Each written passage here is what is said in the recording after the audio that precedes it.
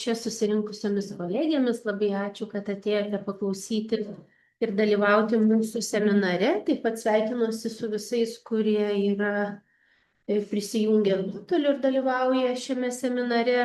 Tai trumpai pasakysiu, kad tai šiandien mes čia turime paskutinį seminarą, 8-ąjį iš ciklo Lietuvių literatūros modernizacijos profiliai. Ir šiandien, turbūt daugelis žinote, pranešimas skirtas vienai iš tokių gana tikrai ryškių moterų 20-ojo amžiaus pradžios, Onai Pleirytei Puidienei. Pranešimą perskaitys mano kolegė, humanitarinių mokslų daktarė, moderniosios literatūros skyriaus mokslo darbuotoja Birutė Vižinienė. Jos pranešimas vadinasi Vaidilutės kaukės savikūra Onos Pleirytės Puidienės dienoraštyje.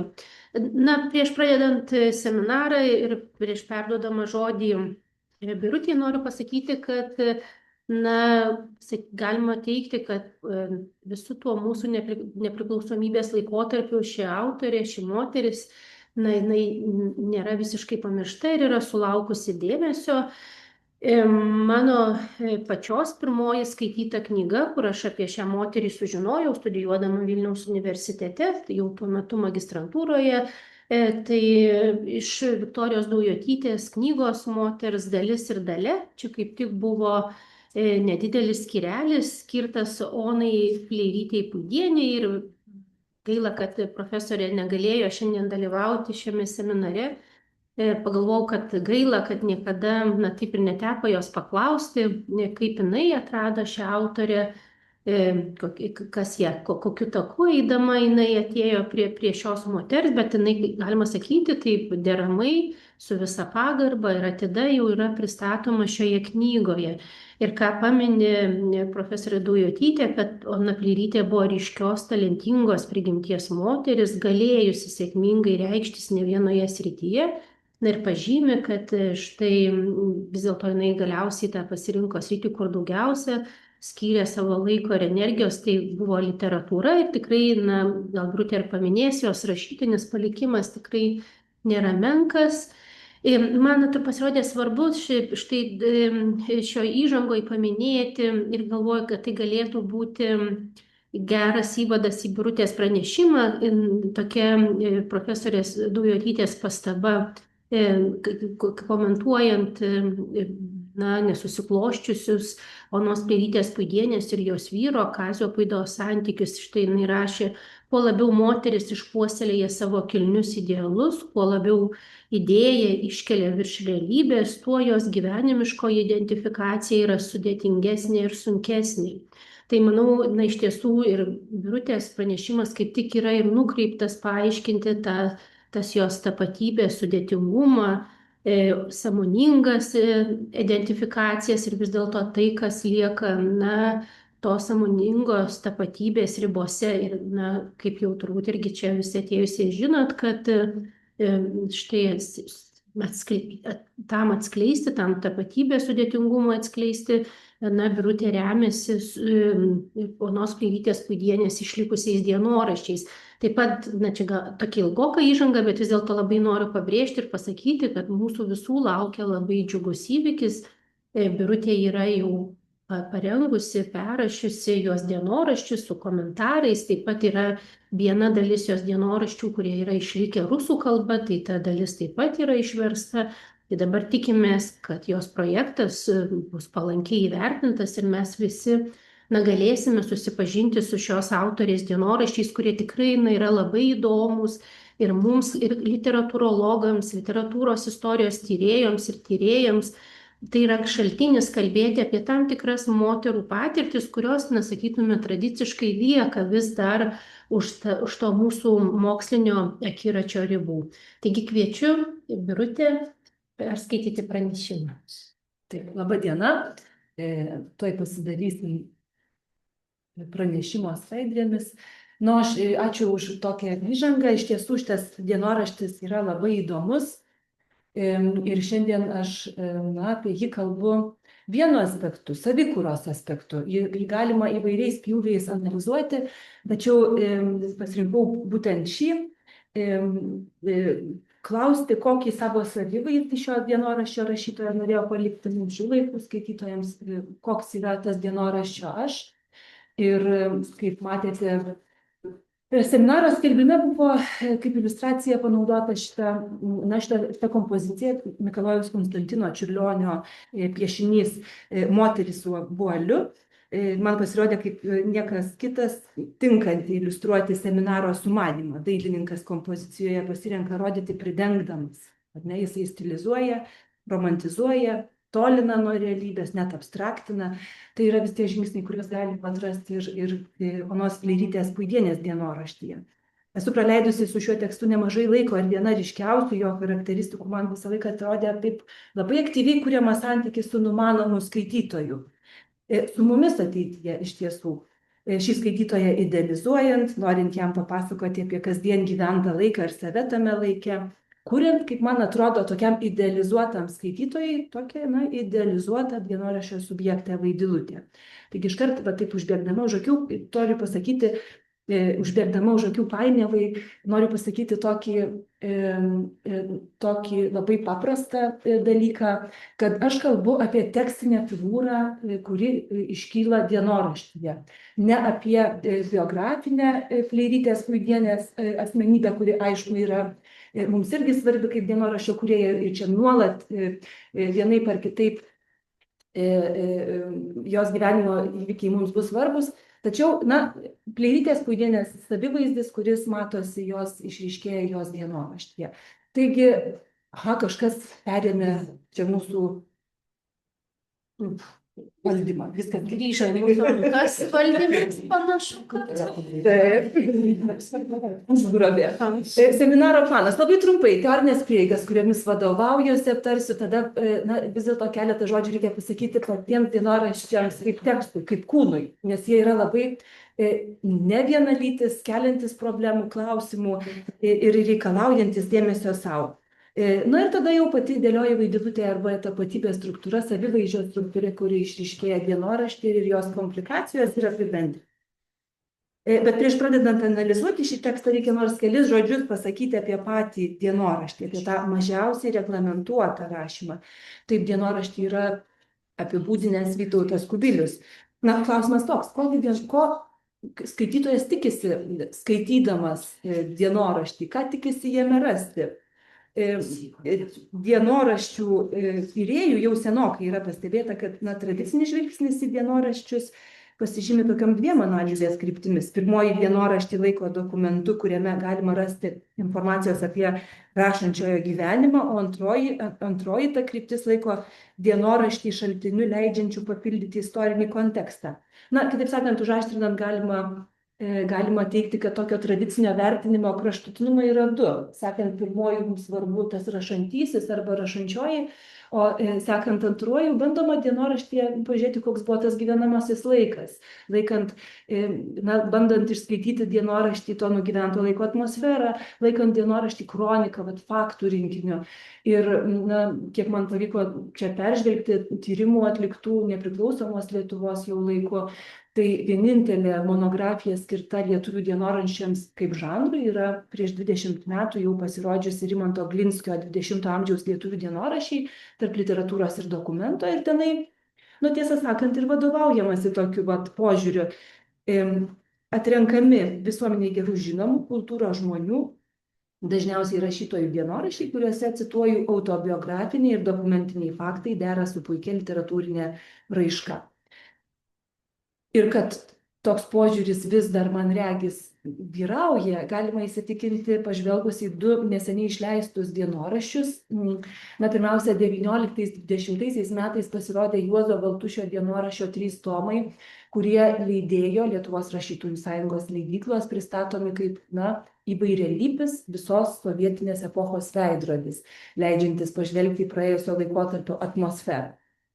O 24 metais pasirodė Donaldo Kajoko parengtas savo dienoraščių tomas, leistinas privatumas, kuriame atstovaujama būtų jau kitai dienoraščių vertinimo kraštutinumo pusiai. Štai jisai sako, kad tai toli gražu ne visi to meto sąsiuvinių puslapiai, tik tie, kurie atspindi dvasinį intelektinį pasaulėžiūrinį rašančio žmogaus kelią, jo vingius, aklavietės, profesinius šunkelius, sykiais netgi emocinės viršukalnės ir smegduobės. Kitaip sakant, čia svarbi, poeto tapatybės raidos linija. Visa tai, kas lieka už jos ribų, nepatenka. Dėl to tai yra leistinas privatumas. Rengėjo pasirinktas toks pjūvis savo dienoraščius pristatyti. Abu šie tradiciniai vertinimai, dienoraštis kaip kronika ir dienoraštis kaip intymus rašančiojo savasties atskleidimas, atvėrimas, remiasi prielaida, kuri laiko dienoraštį labai patikį, rašomų savo, nemeluojančių, perteikiančių tiesą, tikrumą. Ir pati Pleirytė Puidienė visiškai taip pat ir pristatė savo dienoraštį, kai jau gyvenimo pabaigoje 31 metais pradėjo rašyti autobiografiją. Tiesa, jos neparašė, yra išlikusi pradžia mašinraščio, gal 18 puslapių. Pačioje autobiografijos pradžioje jinai apibūdino ir skyrė keletą žodžių ir dienoraštį, kurį vadino Mano gyvenimo knyga. Išeidama iš šio pasaulio paliksiu jam savo buvimo pėdsakus, nuženklintus mano gyvenimo knygoje, kurioje atsivaizduos visa mano būtybės pasaka su visais jausmais ir džiaugsmais, kuriuos pasaulyje radau. Ir šiek tiek toliau, jinai sako, jame nebus nei kūrybinės ekspresijos, nei meninės formos, o nuoširdi tikrenybė. Tai štai tokiam įsivaizdavimui ir tvirtinimui Pleirytės Puidienės aš noriu šiame seminare ir prieštarauti. Mano gyvenimo knyga pasižymi ir meninę formą, ir kūrybinę ekspresiją. Ir bet koks tyrėjas, kuris kada rengia dienoraštį spaudai, publikacijai, tikrai sutiks su manimi, kad taip žvelgti į šį žanrą yra pavojinga. Rašydama komentarus, aš nuolat grįžtu prie to, kad susiduriu su rašančiosios visiškai kitaip interpretuojamais ir pasakojamais viešojo gyvenimo faktais, su tais įvykiais, kuriuos jinai komentuoja visiškai kitaip, negu mes esame įpratę. Ir tiesą sakant, man prireikė laiko, kad suvokčiau, kad Pleirytės Puidienės dienoraštis neklaidina, o pateikia tokį subjektyvų, rašančiai būdingą pasaulio matymą, paklūstantį dienoraščio vidiniai logikai. Mat, dienoraštis, kaip perspėja mus toks autoritetingas dienoraščių tyrėjas Filipas Ležionas, pirmiausia yra tam tikras gyvenimo būdas, tam tikra praktika tekstinė, o dienoraščio tekstas yra to proceso liekana, tai, kas išlieka iš tos praktikos. Ir tada iš tokios perspektyvos vertinant, tekstui imame kelti kitokie klausimai. Jeigu vertiname dienoraštį kaip kasdienę praktiką, galime klausti, kokią funkciją dienoraštis atliko rašančiojo gyvenime, kodėl buvo rašomas, kaip buvo rašomas, kokią fizinę išraišką įgavo. Ir kaip jau minėjau, labai aktyviai tekste kuriamas santykis su tuo idealizuojamu, numanomu skaitytoju, savikūros būtent aspektą iškelia į pirmą planą.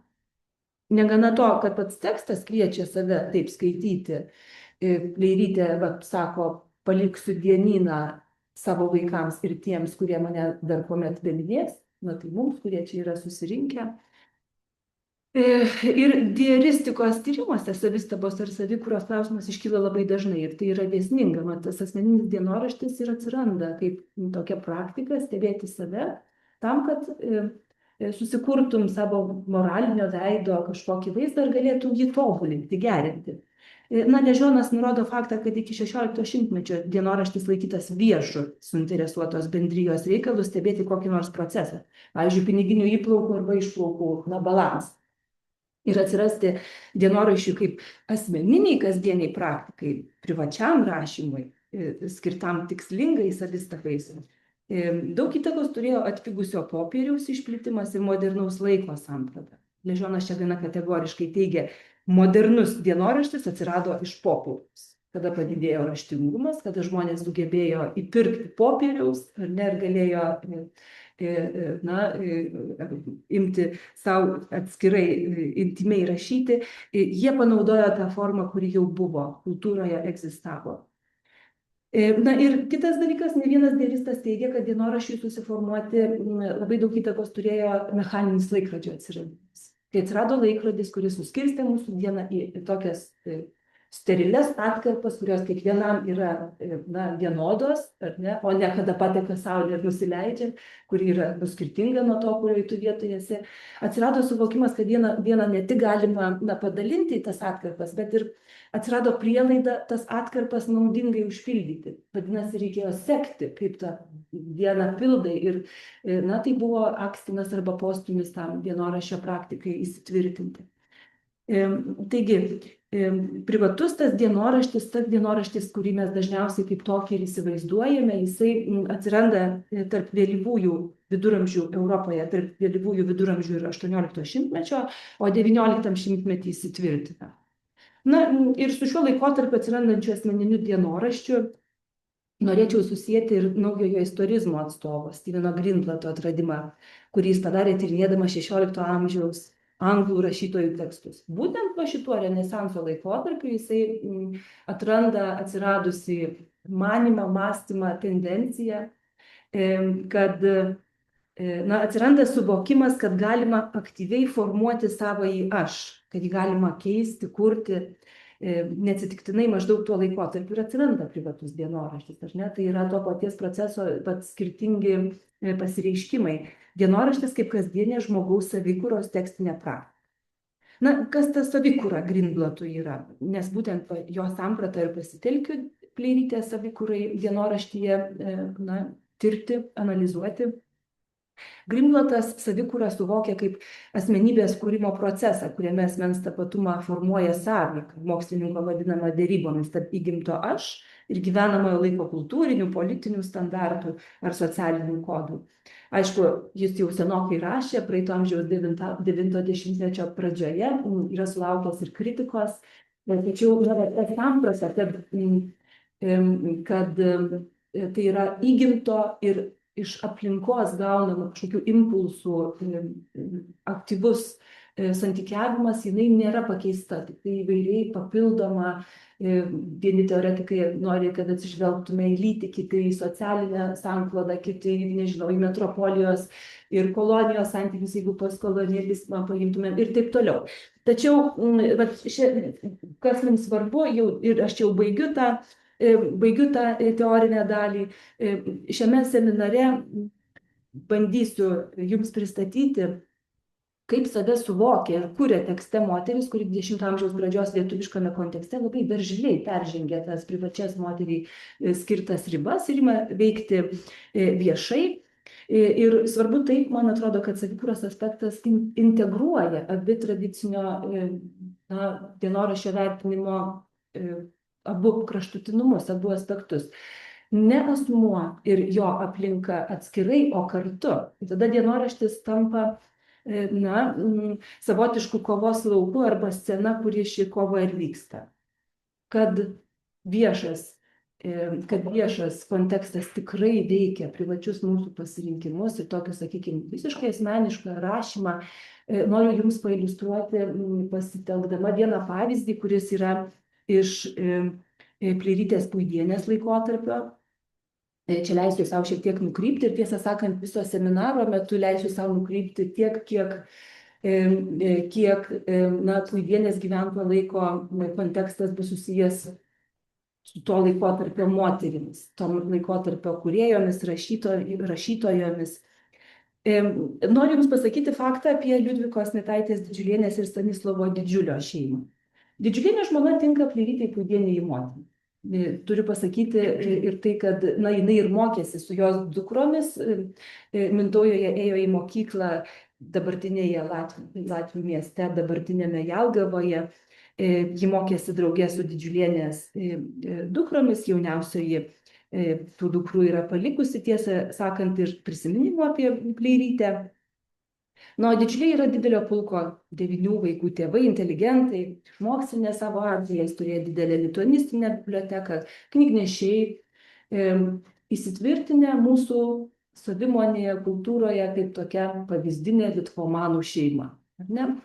O kita neregima pusė yra privatūs jų tarpusavio santykiai, kurie niekuomet vieši ir nebuvo. Didžiulienės žmonos raštų rengėjai Milda Telksnytė ir Vygantas Račkaitis jau garbaus amžiaus sulaukę, prieš porą metų perdavė Anykščių muziejų savo archyvą. Ir iš jo aiškėja, kad Stanislovas Didžiulis smurtavo ir prieš žmoną, ir prieš vaikus. Na ir mane labiausiai nustebino ne tai, kad smurto būta toje šeimoje. Labai dažnoje to meto šeimoje to smurto yra. Tai buvo socialiai priimtina norma, priimta, normalizuota visiškai. Apie nuolatinius tėvų barnius, nesutarimus, beje, užsimenama ir dukrų prisiminimuose. Bet stebina tai, kad moteris yra absoliučiai pasirinkusi tylėti. Aš, man atrodo, esu perskaičiusi viską, kas yra prieinama iš Didžiulienės žmonos, ir jos privačius laiškus, ego dokumentus. Niekur nėra apie tai užsimenama. Tiesa, po to jau, kai iš naujo skaičiau jos prisiminimus, rašytus gyvenimo pabaigoje, ką aš beatmenu, ten yra aprašytas jos ištekėjimo momentas, kuris labai eufemistiškai, tik labai tokiom menkom užuominom pasako, kad kokie tie santykiai iš tikrųjų nesklandus. Ir žiūrėkite, aš jums pabraukiau vieną sakinio dalį, ties rūpinau, kad niekas nežinotų, kas mano sieloje darosi. Bet čia ir yra kultūros normatyvus toksai veikimas. Apie šituos reikalus nėra kalbama. Ir negali apie tai kalbėti. Turi praeiti dar nemažai laiko. Smurto artimoje šeimoje tema iškyla mūsų kontekste turbūt tik tai su moterų judėjimu. Pirmajame moterų susirinkime jau apie tai yra kalbama, bet turi praeiti dar 100 metų iki antrosios feminizmo bangos, kai 1969 metais tokia amerikiečių feministė Carol Hanisch parašo esė The personal is political. Asmeniška yra politika. Ir va šitas politiška. Ir šitas šūkis yra feminisčių pasiimamas, išdidinamas ir teigiama toje esė štai kas. Kad moterų asmeninė patirtis, ypač tokiais privačiais laikomi dalykai, šeimos narių vaidmenys, tarpusavio santykiai, pasiskirstimas darbų, bet taip pat seksualumo suvokimas, kūno vertinimas, jie yra tiesiogiai susiję su viešuoju gyvenimu, su socialinėmis, su politinėmis galios struktūromis. Na ir aš dar pridėsiu, ir dar turi praeiti nemažai dešimtmečių, kol apie tai bus pradėta kalbėti Lietuvoje. Šitos idėjos gerokai pavėluotai pasiekia Lietuvos mokslininkų ir mokslininkių akiratį. Na, bet grįžkime prie mano gyvenimo knygos. Akivaizdu, kad autorė čia pasirinkusi kalbėti, atskleisti, kaip sako mano jau cituotoje autobiografijoje, visą savo būtybės pasaką su visais skausmais ir džiaugsmais, kuriuos pasaulyje rado. Na, tie, kurie nors kiek yra su Pleiryte Puidiene susipažinę, tai puikiai žino, kad jinai ir viešai savo nuomonę tikrai išsakydavo. Ir kai tos galimybės nebeliko, jie liko visuomet buvo dienoraštis. Taigi, žvelgiant į mano gyvenimo knygos subjektą, mano dėmesio akiratyje visada sukasi tokie klausimai. Kokias Pleirytės Puidienės savivokos formas diktuoja jos gyvenamojo laiko kultūrinės normas, kokie vyraujantis moters įvaizdžiai gali jai turėti įtakos, kiek jai sekama, kiek jiems prieštaraujama. Na ir aišku, tas normatyvinės moteriškumo vertes, tą kultūrą, kurioje jinai gyvena, man padės atskleisti kitų to laiko moterų ego dokumentika ir kūryba. Juk dienoraštį jaunystėje pradėjusi rašyti Pleirytė Puidienė turėjo turėti suvokimą, kas tas dienoraštis yra, kas į jį rašoma, kokie šio žanro yra konvencijos. Štai iškalbingas faktas yra tas, kad pačiame pirmajame išlikusiame dienoraščio įraše, kaip pirmą lietuvių kalba skaitytą knygą be Maironio poemos Tarp skausmų į garbę, Pleirytė nurodo Šatrijos raganos Viktutė, būtent dienoraščio formos apysaka. Na, pereinant dabar prie paties dienoraščio kaip kūno, kaip tekstų tokio rinkinio, reikia pasakyti, kad jis pats užduoda daug klausimų, bet ir daug ką atskleidžia. Kaip sakiau, vadovaujuosi tokia nuostata, kad dienoraštis yra pirmiausia tekstinė praktika. Tai mums reikia žinoti, kaip buvo rašomas dienoraštis, ir tai galime bandyti kaip detektyvai atsekti žvelgdami į tą tekstą, kuris yra likęs, į tą liekaną, kaip sako Ležionas. Reikia pasakyti, kad Kleirytė Puidienė juto nepaprastai stiprų poreikį fiksuoti savo gyvenimo aplinkybės ir išgyvenimus. Dienoraščių laiko atrasdavo ir labai svarbiomis savo gyvenimo dienomis. Štai aš rodau jums dvi ištraukas iš mano gyvenimo knygos. Pirmoji yra iš 6 metų tuoktuvių diena, ar ne, tai yra vestuvių diena. Jinai randa laiko atbėgusi nusiimti savo nuometą ir rašyti keli žodžius į dienoraštį. Po metų sąrėmiams prasidėjus, ar ne, jau keliaujant į pasaulį pirmajam sūnui, jinai atranda, mano esant reikalinga, jei tai yra svarbu, jinai pasveikina savo atkeliaujantį vaiką dienoraštyje. Taigi rašė dienoraštį reguliariai, kas kelios dienos paprastai, į tomais numeruojamus torų sąsiuvinius, štai porą aš jums galiu jų parodyti. Porą, trejetą sąsiuvinių mes turime išlikusių, juodai kietais viršeliais, tie turiu pasakyti, dienoraščiui buvo daug dėmesio teikiama tikrai, nes ir sąsiuviniai išlikę yra labai gražūs, puošnus, gražiai rišti. Negana to, jinai numeravo tuos sąsiuvinius į tomus.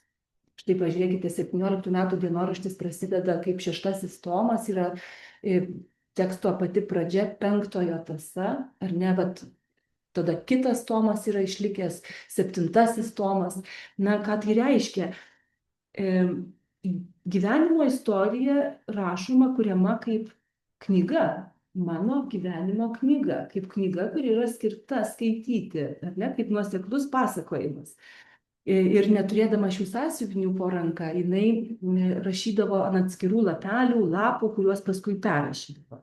Dienoraštį labai saugojo, bandė išsaugoti ateities kartoms, buvo, pavyzdžiui, mirtinai susirgusi, atidavusi į Vaižganto Rašliavos muziejų, paskui pasveikusi atsiėmė. Šiaip ar taip, po rašytojos mirties 36 metais visi 12 tomų, visas dienoraštis buvo atiduotas į VDU humanitarinių mokslų fakulteto muziejų tuometinį.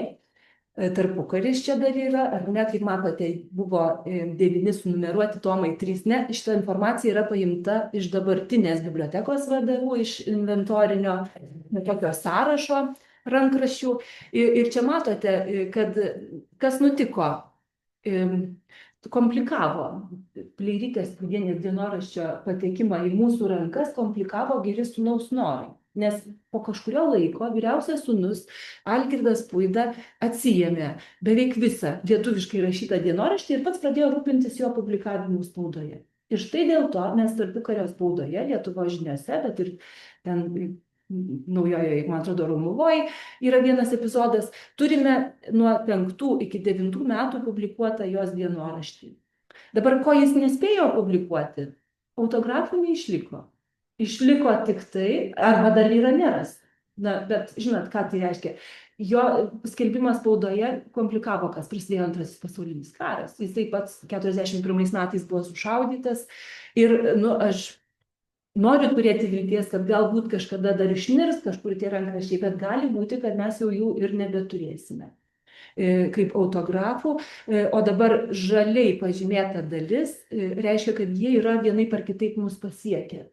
Rusiškai rašyto dienoraščio sūnus neatsiėmė, ko gero dėl kalbos, ir paties paskutinio sąsiuvinio nepaėmė, nes ten toks trumpas labai epizodas yra aprašytas. Ir 48 metais šitie autografai buvo atiduoti į VDU biblioteką, kur iki šiol yra saugiai saugomi. O dabar šita dalis, kuri yra nuo 8 tomo iki 8 ir 9 tomas, mums iš dalies yra išlikęs tokiais atskirais lapeliais ir lapais, kurie vėliau turėjo būti perrašyti į dienoraštį, neišlikusi arba prarasta, arba dar nerasta, o mums dabar yra taip palaidais lapais irgi saugomas Vilniaus universiteto bibliotekos rankraštinė. Tai veikiausiai šis nevienalytis tekstų korpusas lėmė, kad dienoraštis niekuomet taip ir nesulaukė dėmesio kaip atskiras vienetas. Juo naudojosi tiesa. Tos 3 dalys kurias aš ir išskyrus čia jums esu skaidrėje, yra skirtingai mūsų kultūriniam lauke pažįstamas. Beje, turiu pasakyti, kad Aldonai Ruseckaitei parašius romaną Vienatybė, kuris remiasi Pleirytės Puidienės dienoraščiu ir kitais ego dokumentais, jos vardas vis dažniau skamba mūsų kultūriniam lauke, bet šiaip ar taip, mokslininkams, ko gero, labiausiai žinoma yra pirmoji dalis, nes jinai buvo publikuota tarpukario spaudoj, mažiau žinoma antroji dalis, nes jinai yra didžiąja dalimi rusiška, tai čia yra kalbos barjeras, ar ne, ir yra autografai saugomi VU rankraštyne, tai yra, atskiri lapai ir lapeliai. Aišku, visos šitos trys dalys pasižymi, visiškai kitokią teksto bruožais ar ypatumais, skirtingas rašymo režimas. Aišku, pirmos dalies mes neturime autografų, turime publikacijas tarpukario spaudoje. Rusiškas rašytas dienoraštis kaip autentiškiausias yra išlikęs tokiais dviem gražiais sąsiuviniais. Ir turime šituos lapus ir lapelius, ant kurių dažnas yra įrašas, kaip matote, į dienyną. Vadinasi, jie turėjo būti perrašyti į dienyną, kurį sūnus pasiėmė.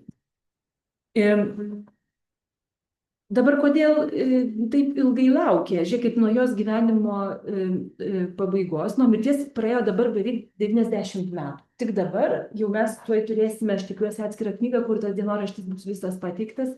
Kodėl taip ilgai Pleirytė Puidienė laukė savo laiko? Ogi dėl to, kad sovietmečiu jinai buvo visiškai neparanki dėl turinio. Jinai buvo labai kritiška bolševikų atžvilgiu, kritikavo jų nešamą rojų, kurį matė Čeliabinske Rusijos gilumoje ir visą pilietinio karo suirutę aprašė. Labai taip detaliai dokumentavo lietuvių tautinio judėjimo įvykius. Žinoma, kad sovietmečiu jinai buvo neparanki. O kai atėjo nepriklausomybė, jinai nebuvo įdomi kaip kažkokie kasdienius moteriškus dalykus rašanti autorė. Ir reikėjo palaukti, kol įvyks tai, ką 91 metais vienam intelektualų pokalbyje nusakė vienas iš to pokalbio dalyvių, Jonas Mikelinskas, čia toksai komiškas intarpas arba nukrypimas. Visai atsitiktinai skaičiau pokalbių su Tomu Venclova knygą Manau, kad, ir čia yra daug tų pokalbių ir iš 91 metų taip pat. Tame pokalbyje rašytojas Jonas Mikelinskas iškelia tokią mintį ir nuogąstavimą, kad štai lietuvių visuomenė labai greitai feminizuojas. Ir su tuo feminizacija jisai sieja konformizmą, nes, kaip žinote, sako Jonas Mikelinskas, dabar aš jau cituoju, pagrindinis moters prigimties bruožas yra sugebėjimas prisitaikyti.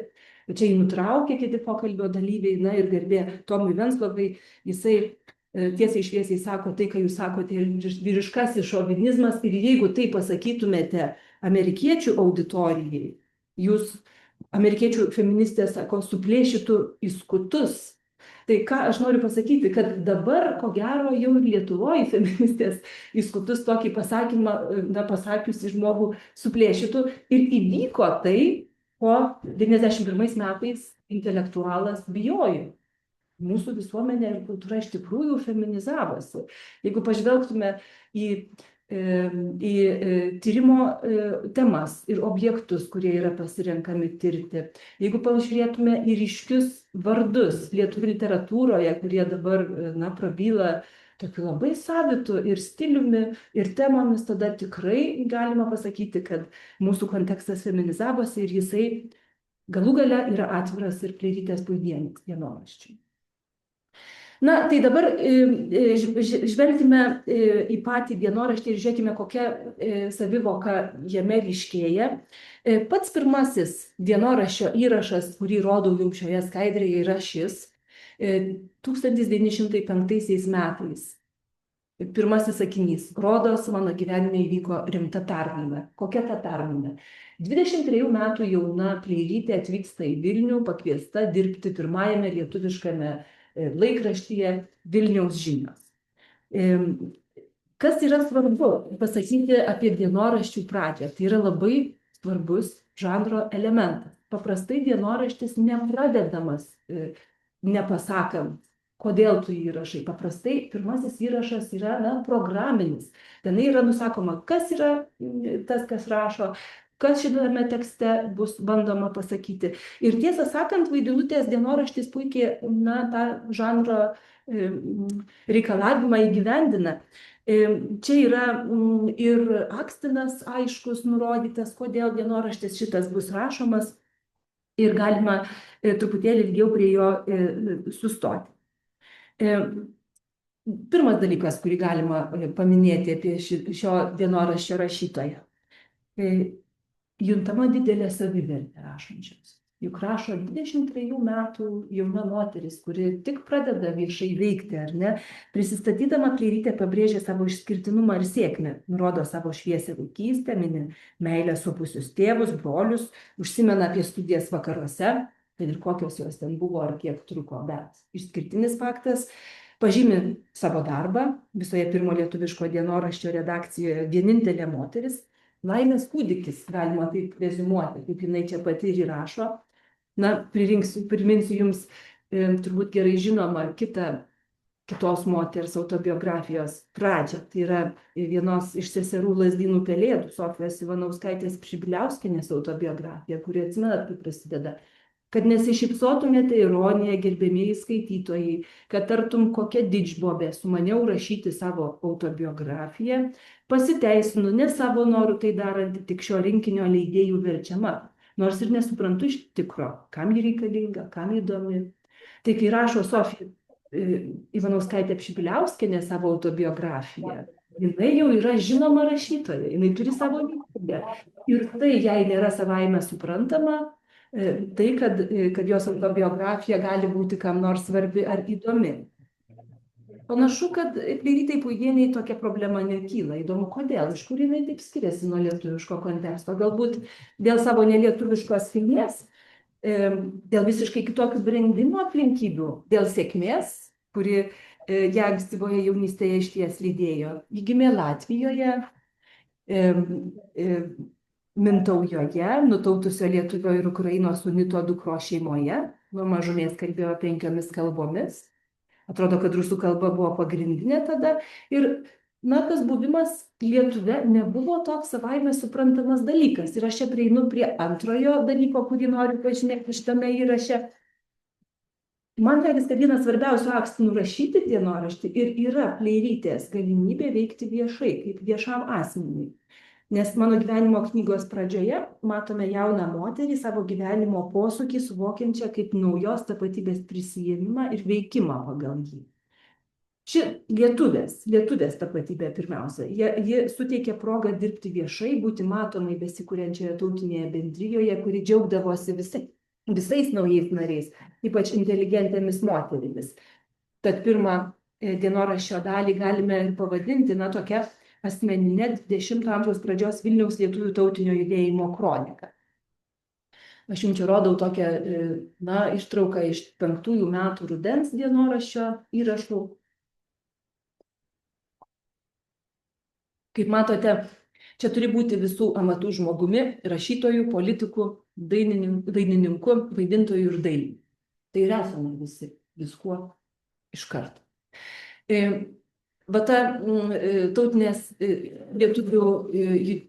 Tautinio lietuvių judėjimo veikla, jinai iš pat pradžių atsiranda kaip toksai mazgas arba centras, kuriame viskas yra dar labai persipynę. Aišku, jisai, ko gero, apie Vilniaus didįjį Seimą labiausiai taip sukasi, ar ne, jo branduolys yra, jisai greitai ir tuoj išsprogs į skirtingas veiklas, į skirtingas politinės pozicijas, laikysenas, bet Kleirytė Puidienė pradeda veikti tada, kai viskas yra visi viskuo iš karto. Ir tai yra jos šviesiausi gyvenimo metai, porą metų, apie kuriuos jie nuolat galvos, prisimins ir pagal kurių veikimo logiką ir vėliau bandys jau grįžusi į tarpukario Lietuvą bandyti veikti. Taigi pradžioje, pirmoje dienoraščio dalyje, Kleirytė Puidienė rūpestingai registruoja kultūrinius, politinius įvykius, pabrėždama savo indėlį į juos. Dienoraštyje nurodo, kada publikuoja pirmąjį straipsnį, aprašo dalyvavimą Vilniaus kanklių draugijos veikloje, kaip dalyvauja Rusijos revoliucijoje, išsamei dokumentuoja darbą organizuojant Vilniaus didįjį Seimą, na ir taip toliau, ir taip toliau, ir taip toliau. Ir regis, kad būtent va šitam viešajam tapatybės profiliui Pleirytė Puidienė skiria labai daug dėmesio, nes antrojoje dienoraščio dalyje, kur yra aprašytas jos gyvenimas 17-20 metais Čeliabinske, jinai panašiai vėl pristato savo įvairias viešas veiklas.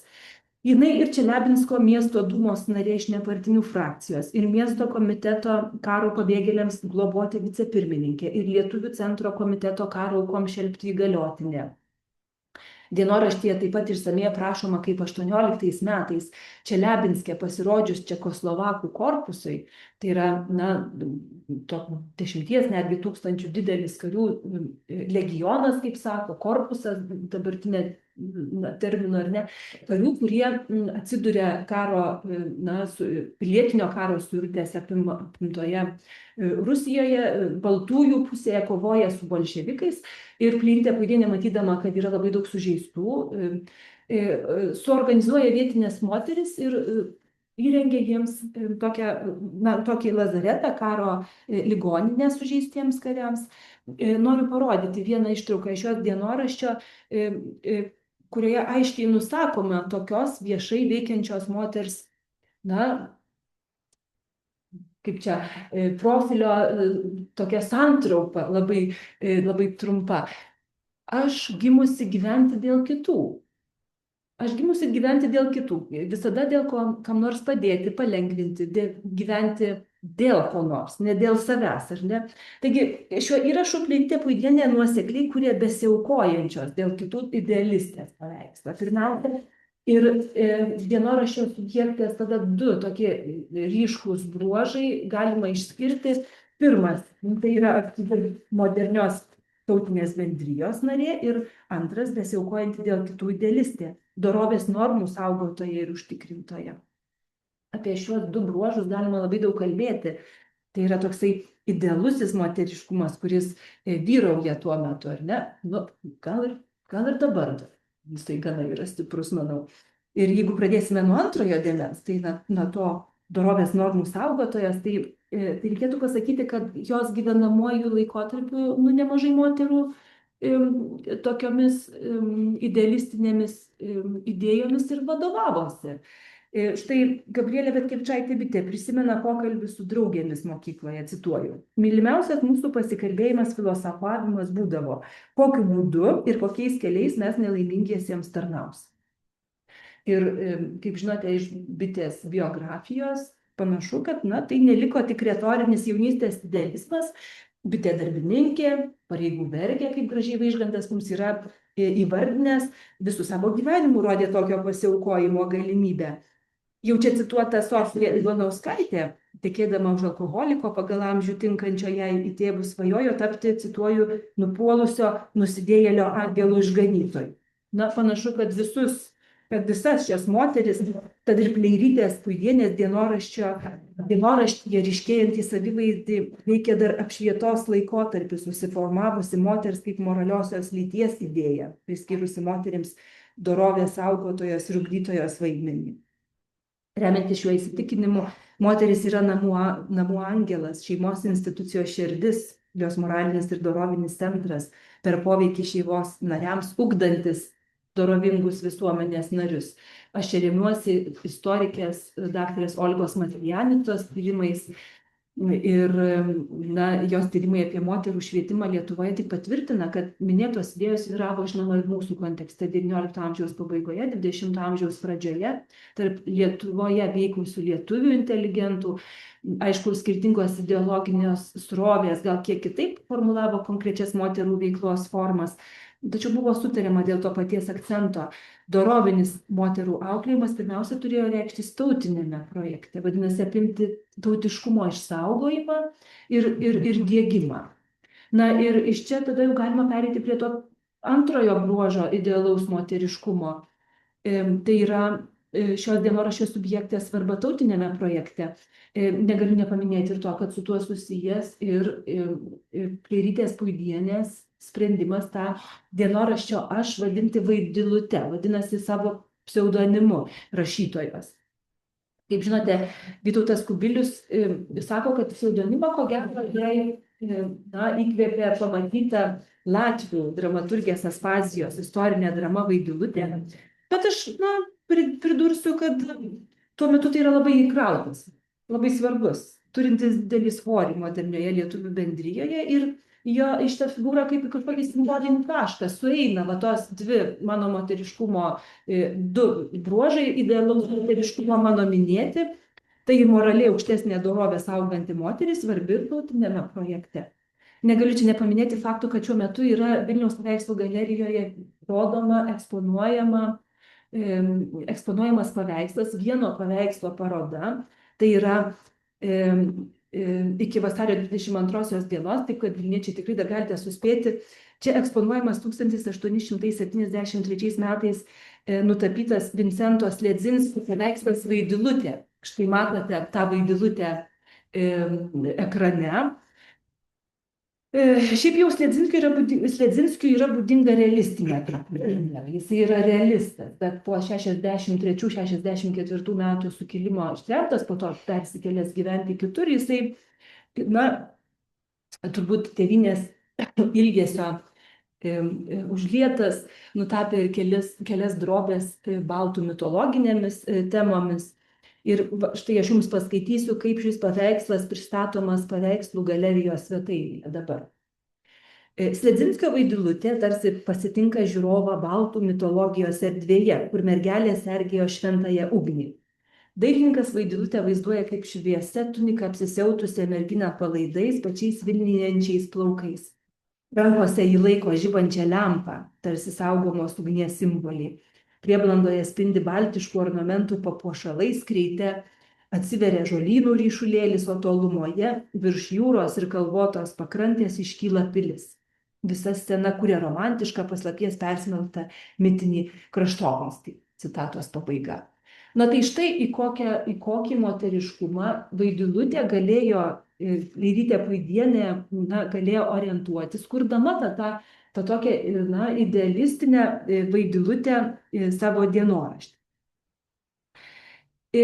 Įdomu, kad tai yra tik vienas to dienoraščio subjektės tapatybės aspektas arba viena jo pusė, nes štai kas yra daugelyje vietų dienoraštyje viešai atliekamas pareigas Leirytė Puidienė vertina kaip mainomas kaukes, ne kaip tikrą veidą, bet kaip mainomas kaukės.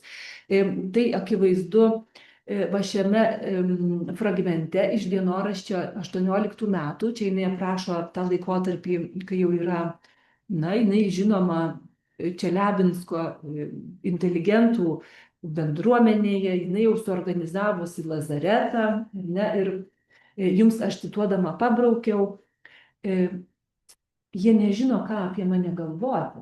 Žmonės nežino, ką apie mane galvoti. Kas ta Vaidilutė? Ar tai yra išdykėlė ponia mėgstanti pakvailioti, išgerti baliuose, ar tyli širdinga sesuo? Neaišku. Savo vaidmenis Vaidilutė mainosi žvelgdama į kitų lūkesčius, remdamas įsivaizdavimais jų, tarsi manipuliuodama, ne? Bet, ir tai labai svarbu pabrėžti, geriems tikriausiai, ne? Ir va čia tas aukojimasis kitų labui kyla iš Vaidilutės vidaus, kuris čia apibrėžiamas kaip aplinkiniams nepasiekiamas, tolimas, jie nežino, ką apie mane galvoti. Ir atliekamų vaidmenų įvairovė dengia tokį paslaptingą, intriguojančią moterį, primenančią idealizuotą literatūrinę veikėją, gimusią gyventi dėl kitų, aukštos moralės, gražią heroję. Prisiminkime Mikalojaus Konstantino Čiurlionio kompoziciją Moteris su vualiu. Štai tas pats principas, kaip yra kuriama ta tokia dvinarė idealistinė asmenybės struktūra. Ir iš čia kyla dienoraščio aš galia. Ana Antonovna gali viską. Ana Antonovna gali viską. Ir manyčiau, kad tas tokia tapatybė dviguba veidas, kuris atskleidžiamas dienoraštyje, ir kaukės, kurios taip pat aprašomas dienoraštyje, bet kurios matomos viešai, ji kuriama tokiomis valingomis pastangomis ir atitinka tam tikrą dienoraščio rašymo režimą. Jeigu atsiverstumėte tuos 2 išlikusius dienoraščių sąsiuvinius iš 17-20 metų, matytumėte, kad tai yra švarraštis, niekur nei pabraukimo, aiški rašysena. Ir, na, tai leidžia manyti, kad tekstas buvo perrašytas iš juodraščių. Ir spėjimą patvirtina ar kartais pasitaikantys perrašo riktai. Iš eilės, pavyzdžiui, perrašyti 2 tokie patys žodžiai. Ir yra jos pačios pastaba, kad štai neturiu dienoraščio po ranka, tad rašau viską ant lapelių ir po to perrašysiu. Ir manyčiau, kad tai liudija aktyvią pastangą perteikti, na, tam tikrą vaizdą va, tos dienoraščio aš arba subjektės. Aišku, perrašas kreipia mąstyti ir apie autorinį redagavimą, apie atranką, apie siekį kurti paveikų tekstą. Negana to, Pliarytė Puidienė net pateikia interpretacijos kryptį. Savo tą tokią idealią vaidilutę jinai nuolat supa kitais veikėjais dienoraštyje, kurie, na, išsako labai teigiamus vertinimus jos. Iš vaikystės draugių štai jinai ką užfiksavusi: tu laimės kūdikis, tu laiminga, gabi iš mažumės. Petras Vileišis jos dienoraščio puslapiuose atsiliepia apie vaidilutę: tamsta gabi, energinga, gabiausia Vilniaus žinių bendradarbė. Viešoji opinija, kaip matote iš Čeliabinsko, Ana Antonovna gali viską. Kai jinai susiduria su Breškovskaja, kita tokia ryškia moterimi, narodininkė, Rusų revoliucijos bobute vadinamąją, jinai vaidilutę įvertina taip: jei ten Lietuvoje visi tokie kaip tu, garbė ir šlovė tavo tautai. Na, viskas būtų labai gražu, jei ne tokios interpretacijos trikdžiai, nes dienoraštyje kuriama tokia vaidilutė, ji labai skiriasi nuo Pliarytės Puidienės kaip tokio biografinio asmens apibūdinimų. Jos amžininkų prisiminimuose nuolat randu apibūdintą kaip, na, apibūdinimus, liudijimus apie nemalonų susidūrimą su šia moterimi. Ir esu linkusi manyti, kad šitas toks idealizuotas vaidilutės figūros kūrimas dienoraštyje iškyla pirmiausia kaip psichologinė būtinybė atsverti tai, kas yra juntama viešai. Kad Pliarytė Puidienė numanė tos neigiamus vertinimus esant, liudija ir nuolat lydėjusi mažesnių ir didesnių konfliktų virtinė. Šie nesutarimai, ko gero, liudija ir tai, kad tapatinimas su lietuvių bendrija net pačiais šviesiausiais Vilniuje praleistais metais buvo komplikuotas vis dėlto, o vėlesniais gyvenimo metais ir išvis neįmanomas, nutrūko.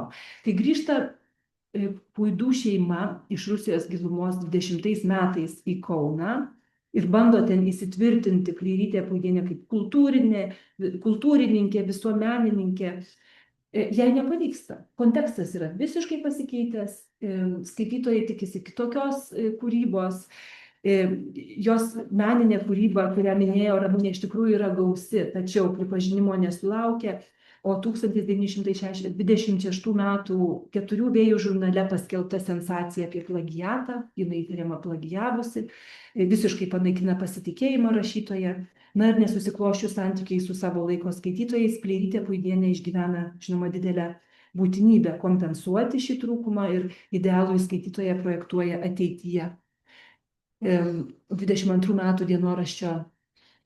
dienoraščio ištrauka.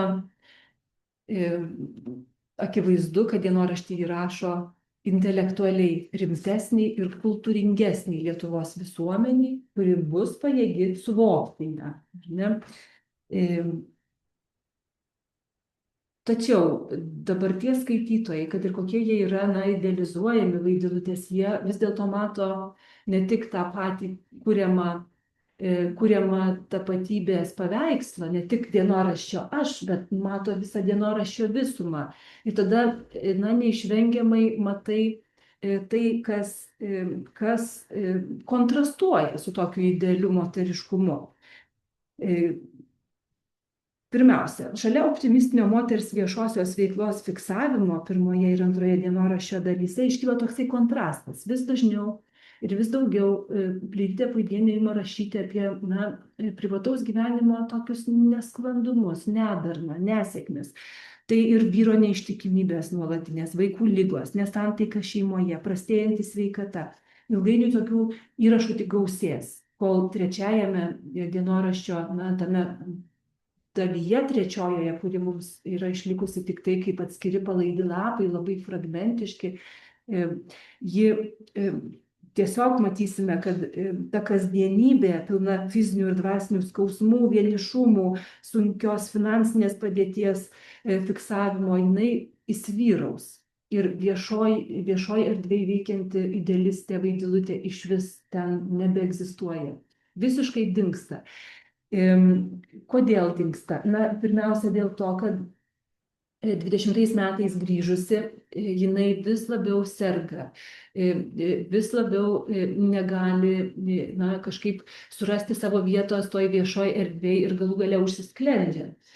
Tačiau įdomu, kas yra tai, kad paskutiniai, ir aš perinu prie paskutinės visiškai seminaro dalies, paskutinėje dienoraščio dalyje yra užfiksuoti tie savivaizdžio tapatybės aspektai, kurie tekste įsirašomi neintencionaliai, nenorint. Mus pasiekia ir ta informacija, kuri tą idealų į moteriškumą papildo, psichologiškai paaiškina, bet ir komplikuoja. Ir noriu dar pristatyti 2 dalykus ir jau tada baigsiu.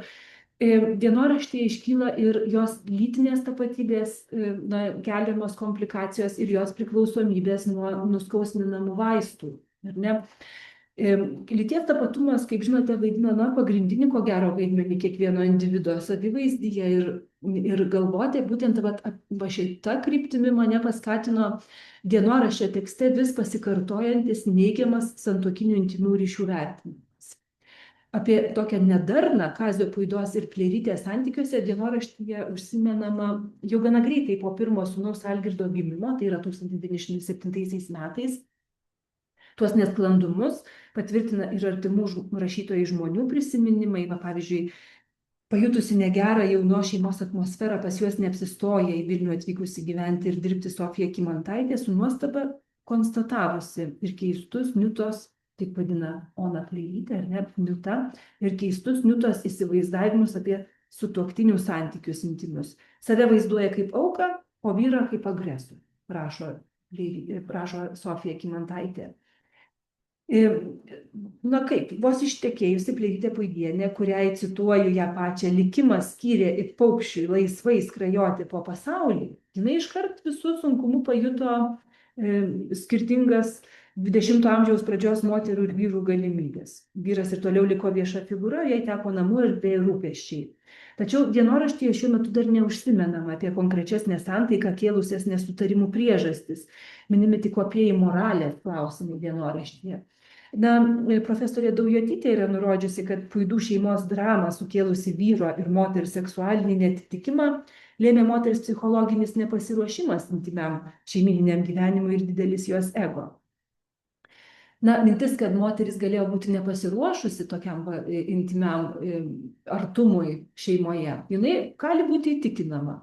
Tuo metu jaunos merginos, jaunos moteris buvo saugomos nuo tokių nepadorių kabutėse klausimų ir mūsų literatūra, bet ir statistiniai duomenys rodo, kokios pražūtingos buvo to meto statistikos, kokie pražūtingos pasekmės buvo to lytinio nešvietimo.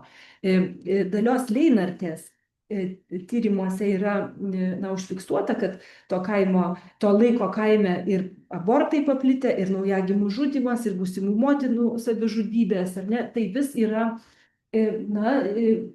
lytinis nešvietimas. Nėra apie šitos klausimus kalbama. Kymantaitė Čiurlionienė, kai rašo gyvenimo pabaigoje prisiminimus, yra užfiksavusi, kad apie šitos klausimus padoriuose namuose apskritai nebuvo kalbama. Tačiau vis dėlto nepasirengimu moterystiai, orientacija į moraliai aukštesnius moters tikslus, pasipiktinimu, neištikimo vyro išdavystėms nepakanka siekiant paaiškinti dienoraštyje išliekantį tokį nuosekliai neigiamą intymumo vertinimą.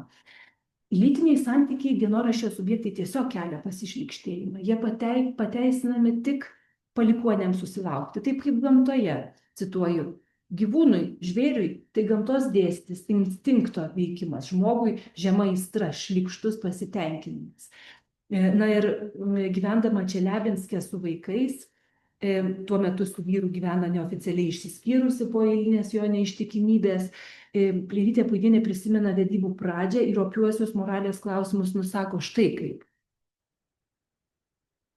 Negalėjo būti nė kalbos apie sielų artimumą, o apie kūnų artumą dar labiau, nes temperamentus ir požiūrį į lyties etiką skyrė praraja. Aš iš prigimties šalta moteriškė gal ir galėjau taikstytis su neišvengiamu santuokinio gyvenimo aktu ir tai užgniaužusi širdį. Na ir tęsia jinai toliau, nes vyras yra tiesiog iškrypėliškai erotiškas ir ne per daug jos nuomonė. Ir, na, aš manyčiau, kad vis dėlto mano gyvenimo knygoje yra užfiksuotas, ir tai yra retas atvejis mūsų kultūroje, įdomus, yra užfiksuotas ne vien grubaus, egoistiškos sutuoktinio pažeistas, va tokios jaunos nepatyrusios žmonos moteriškumas, o iš esmės kitoks lytinis tapatumas.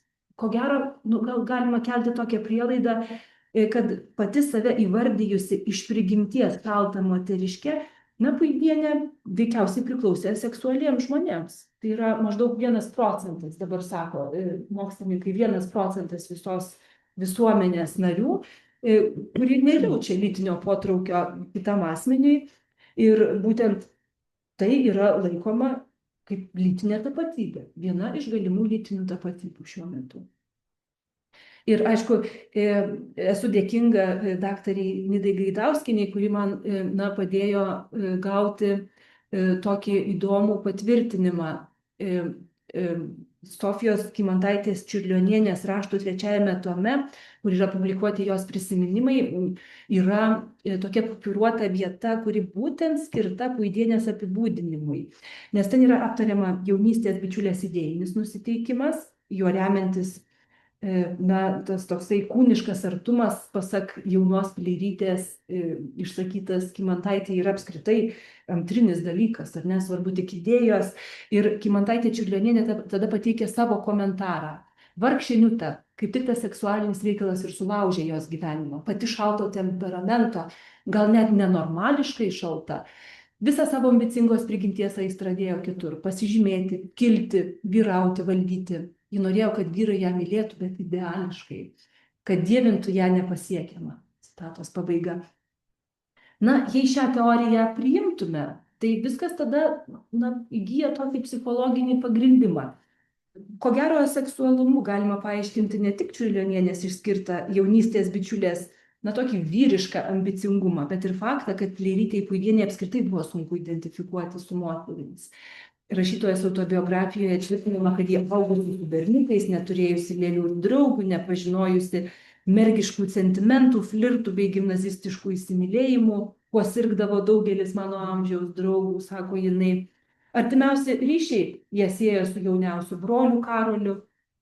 Būtent pagal šį santykį jį mezgė ir plėtojo platoniškas bičiulystės su keliais vyrais, su Čiurlioniu, kurį vadino brangiu sielos draugu, su gydytoju Kaziu Velbutu, žuvusiu per Pirmąjį pasaulinį karą, su čekų kariu Franku Mitiska, su kuriuo po to visą gyvenimą susirašinėjo.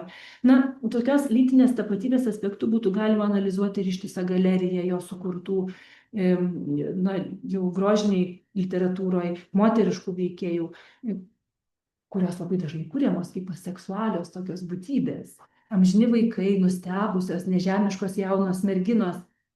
Ir toks dienoraštyje išryškėjantis lyties tapatumas psichologiškai pagrįstų tapatinamasi su tokia idealiaja vaidilute, skaisčia mergele, šio žemės purvynų nesutepta mergele.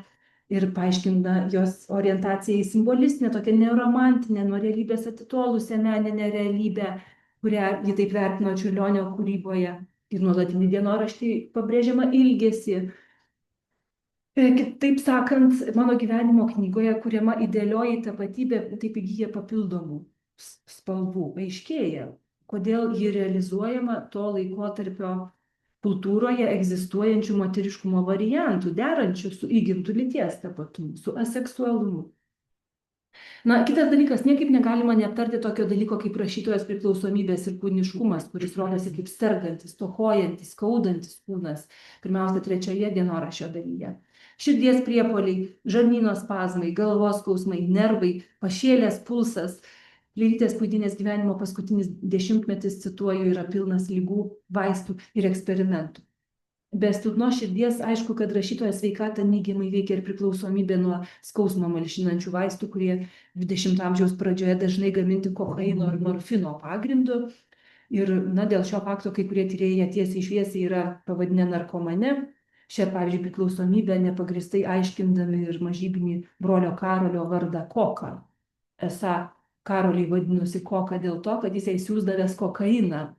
Jis dirbo vaistininku, ar ne? Visiškai toks nepagristas vertinimas. Bet šiaip ar taip apie vartojamą kokainą užsimenama jau gana anksti. Vėl ta pati Sofija Kymantaitė Čiurlionienė nustemba, kad Niuta didelėmis dozėmis vartoja šitą kokainą, būdama nėščia pirmojų vaikų, laukdamasi pirmo vaiko. Ir paklaususi to, sulaukia atsakymo, kad aš taip gydau galvos skausmus ir prastą savijautą. Iš ties to laikotarpio supratimu, o kokainas kada susintetintas tik 1860 metais ir tuo laiku, 19 amžiaus pabaiga, 20 amžiaus pradžia, šitą medžiagą vertinta kaip tiesiog stebuklingas vaistas nuo begalės negalavimų ir kaip stimuliantas, ir kaip afrodiziakas, virškinimo sutrikimams ir silpnumui šalinti, astmai ar morfino priklausomybei gydyti. Jeigu esi priklausomas nuo morfino, paskirdavo kokaino, ne? Tai yra to laikotarpio tikrovė. Ir 20 amžiaus pradžioje apie galinčią išsivystyti priklausomybę dar nebuvo žinoma. Tai nustatytas šitą savybę tik maždaug po 25 metų Jungtinėse Amerikos valstijose ir kažin kada pasiekė jauniausioji Pleirytės brolį, kuris iš tiesų parūpindavo seseriai vaistų. Šiaip ar taip vartojami šitie vaistai, trečiojoje dalyje dienoraščio akivaizdu, kad jie didelėmis dozėmis vartojami, jie turėjo didelį šalutinį poveikį ir aš esu tikra, kad jie prisidėjo prie rašytojos dienoraštyje vardijimų kūniškų, dvasinių ligų bei negalavimų, ypač depresyvių, net savižudiškų nuotaikų. Ir žinoma, ta trečioji dienoraščio dalis subjekte skiriasi labai skiriasi nuo mano jau aptartos tos idealiosios vaidilutės, nes čia išsiderina, nebėra tos dvinarės struktūros, nebėra viešų kaukių ir tikrojo veido, yra tik tokia labai skausminga, depresyvi, vieniša kasdienybė ir dienoraštis tampa tokia psichologinė kompensacijos vieta. Jis kuria alternatyvę tikrovę. Pavyzdžiui, ateities kartoms įrašo visus vyro neištikimybės faktus, ypač neigiamus oficialiųjų asmenų portretus, Smetonos, Smetonienės, Plechavičių generolų. Žodžiu, ten yra kuriama tokia alternatyvi tikrovė, kuri nebegali būti patiriama viešai. Ir kitas yra įdomus dalykas, turint galvoj net tai, kad matome tokius padrikus lapelius, kurie taip ir nesugulė į gražiai perrašytą, arba tiksliau sugulė į gražiai perrašytą sąsiuvinį, bet mūsų jisai nepasiekė. Net tuose lapeliuose, matant tekstą, galima matyti, kad visiškai kitoks tas tekstas. Jisai yra gerokai nesklandesnis, fragmentuotas, trūkčiojantis, daugybė daug taškių retorinių sušukimų. Visiškai kitoks tas tekstas negu buvo pradžioje. Tai labai trumpai apibendrinant, reikia pasakyti, kad neužmezgus tokios komunikacijos su savo gyvenamuoju laiku, ateities kartoms Pleirytė Puidienė kūrė tokią idealizuotą dienoraščio subjektės figūrą, idealistę, vaidilutę, tačiau dienoraštyje identifikuota ir tie tapatybės bruožai arba aspektai, kurie šitą vaidilutę ir komplikuoja, ir papildo, ir psichologiškai pagrindžia. Turiu pasakyti, kad tai yra tik vienas šito teksto skaitimo aspektas, nuo to, ko pradėjau, tuo ir baigiu. Ir labai tikiuosi, kad vis dėlto per kokius metus ar pusantrų mus pasieks jau visas išlikęs Pleirytės Puidienės dienoraštis kaip atskira knyga ir tada jau kviesiu jūs pačius skaityti ir susipažinti su šita tokia labai įdomia įdomia moterimi iš mūsų 20 amžiaus pirmos pusės lietuvių konteksto. Tai štai, ačiū uždėmesį, atleiskite, kad taip ilgai užtrinau. Ačiū. Ačiū labai, Birutei.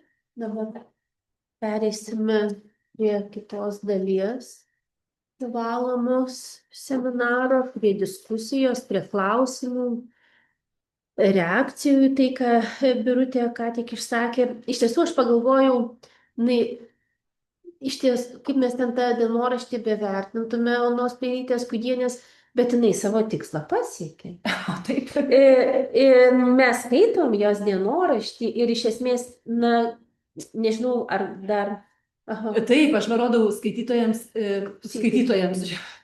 seminaro dalyviams ir dalyviam ir paleisiu per rankas Aldonos Ruseckaitės romaną Vienatybė, kuris yra sukurtas remiantis rašytojos ego dokumentais.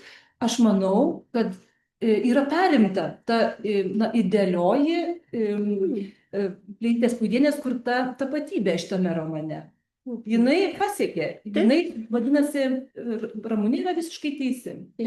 Ką norėjo tą padaryti? Iš tiesų jos tas tikslas, tai rašyti ateities kartoms, jisai pasiteisino, mes ir esam, va štai ta karta. Ir aš galvoju, ten aišku, taip jinai, čia labai, man atrodo, ta gera sąsaja, kad aš esu tokia subtilių jausmų, labai inteligentiška ir va ateities kartos tie žmonės bus irgi tokie subtilūs ir tokie inteligentiški ir galės deramai suprasti tai, ką jinai rašo, priešingai negu jos gyvenamojo laiko žmonės. Bet kita vertus, taip, aš galvoju, tavo ta aseksualaus žmogaus idėja iškelta, iš tikrųjų mes turim dabar įrankius, kur galime kažkaip kitaip suprasti, kas su šia moterim vyko. Galime kalbėti apie tas įvairesnės seksualinės, sakykime, tapatybės ir apie seksualumą, kaip irgi galima vieną iš jų variantų, legitimų, galima sakyti. Tai iš tiesų galvoju, kas man buvo, klausant pranešimo, kokia mintis kilo, tas tavo dėmesys į tą pradžią, aš galvoju, kad jinai, kai pradeda rašyti dienoraštį, jinai iškart jau save suvokia kaip tokį asmenį, kuris priklauso istorijai, jis istoriškas asmuo. Ir ta vis nuolat, ir paskui ypač, kad jinai irgi kažkaip, galvoju, tu čia sakai, tokia labai aukšta gal savivertė, gal net perdėtas pasitikėjimas, bet aš galvoju, tai yra irgi priežastis, kodėl yra rašomas tas dienoraštis, todėl kad aš, matau save kaip priklausančią istoriją ir todėl turiu palikti tam tikrus ženklus, tuos pėdsakus buvimo toje istorijoje, kad, aišku, paskui kaip aiškėja, kad tas, kaip minėjai, kad pradžiai tuose pirmuose dienoraščiuose dominuoja ten įvairiausi ten visuomeniniai įvykiai, kultūriniai įvykiai, jos ten vaidmenys ir taip toliau, o paskui, tarkime, jau tam paskutiniam tam dienoraštį išnyksta tarsi tas viešasis dėmuo iš tų dienoraščių ir jau tada ima dominuoti toks tas privatus gyvenimas. Bet vis dėlto nuo pat pradžių, galvoju, jinai taip save suvokia kaip priklausančią istoriją ir tai tas istorinė perspektyva tarsi ir formavo patį tą jos, sakytume, dienoraščio rašymo būdą. Man įdomu buvo tos išskirtos dvi tokios tarsi tos pusės to idealiojo subjekto ar subjektės, tai ta aktyvi bendrijos narė ir paskui besiaukojanti dėl kitų moteris. Vis dėlto, tiek, aišku, aš nesu tiek labai susipažinusi su jos visais dienoraščiais taip nuosekliai, bet vis dėlto aš galvoju, tikrai šitie du aspektai jie persidengia. Nes man kažkaip susidarė įspūdis, kad bent pradžioje to dienoraščio, ten, kur jinai jaučiasi tas bendrijos nare, yra Vilniaus žinių darbuotoja, jinai dalyvauja spektakliuose, jinai dalyvauja tos Vilniaus bohemos aktyviai gyvenime. Ten to aukojimosi motyvo, aš galvoju, man toks įspūdis likęs, aš turėčiau grįžti prie tų tekstų, jo yra minimaliai. Ir aš galvoju, kad tas besiaukojančias dėl kitų motyvas vis dėlto jisai vis ryškesnis darosi, būtent Čeliabinske, grįžtant iš Čeliabinsko į Lietuvą, kada jau visiškai akivaizdu, kad tas šeimos gyvenimas nebesiklosto. Tai kažkaip yra tokie koreliuojantis dalykai. Pradžioje, kol dar yra ta, ne iliuzija, kaip čia be pavadinti, bet ta viltis, kad kažkaip aš esu tos visuomenės dalis, tos inteligentijos visuomenės dalis, aš dalyvauju, aš kuriu tą naują kažkokią Lietuvą, tam motyvui aukojimosi praktiškai gal net nelabai yra priežasčių. Beje, dabar galvoju, kada jis atsiranda dėl vaikų. Reikia pasakyti, kad komplikacijos buvo ne tik, kad tas seksualumas kaip tema nuolatinė, bet aš buvau ir jinai jautėsi dėl vaikų nuolat besiaukojanti. Man atrodo, būtent dėl tos disproporcijos, kad vyras nei kiek nėra įsitraukęs į tą namų, šeimos gyvenimą, o kad jinai tarsi vienintelė turi visą tą šeimininį jungą vežti.